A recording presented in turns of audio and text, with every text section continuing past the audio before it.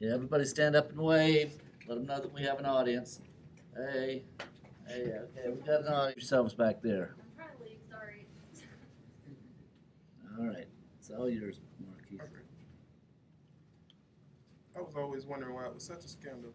Oh, perhaps go down the mic. I was always wondering why it was such a scandal for a college athlete to receive funds from people who liked the way they played, and it was okay for NFL players to receive anything from anyone.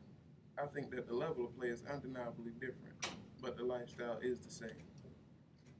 They are equally dangerous in the intensity and the frequency of life altering and sometimes career ending injuries.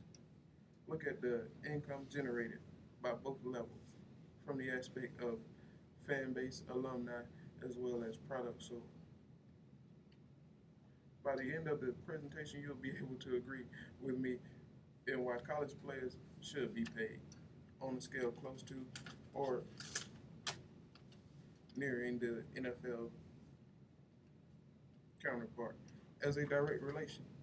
As a direct relation to America's love for football, they are televised equally, just as dangerous and equally profitable in certain aspects. Since both college and NFL have been televised, there have been 17 times more college games televised than NFL in recent history as well as over the years.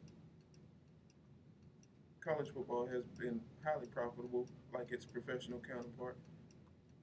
The commercials that are shown with the players' likenesses and during the games that generate money for the NCAA, which is used as a write-off for the television stations, should be used for players' expenses as well. ESPN 30 reports. When college players have injuries that make them unable to perform, they have to they have to have they, they sometimes end up having to go home due to expenses incurred while at school.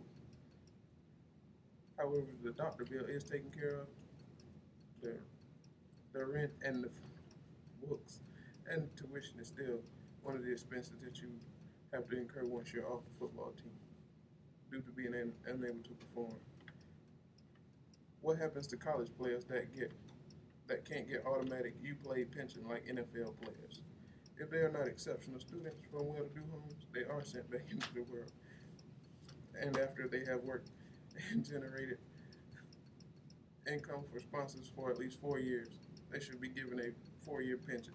NFL players only have to play 1 minute, which can be rounded up if injured, and receive disability plus pension in order to suffice them throughout their lives as they work playing for their livelihood. College is just as profitable in advertising as well as in products. We as Americans buy football jerseys, hats, other things, and boasting our favorite teams as much as for college as we do for the NFL. Usually, your favorite team is selling some sort of products that represent that team. Attendance at the games rival each other as the stadiums come closer in size for their professional counterparts.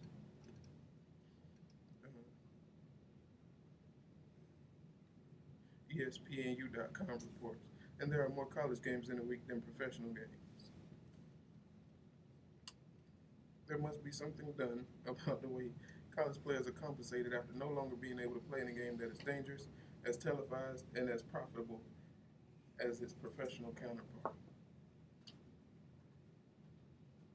These are some of the similarities. The level of play and equally dangerous. The frequency of injuries, life altering, as well as career ending, which could change the livelihood, which football is the livelihood for most of these players, can also, college players are not given disability or pension for these issues, as NFL players only have to play 1 minute, as I stated, and it is rounded up in certain injuries. There is a scandal for college players to receive funds, as they deem it is unethical for college players to receive funds, as it might change their level of play or actually influence the game in some sort due to the financial situation of some of the athletes. But if they were played correctly and honestly, then that play would not be influenced. This is account point four. Pay. The income generation from both television income, it passes $2 million per nationally televised game and some BCS bowl games. The BCS bowl games, as NewJerseyNewsroom.com reports, they generate $5 million per game. That is before the third quarter even starts. In some aspects,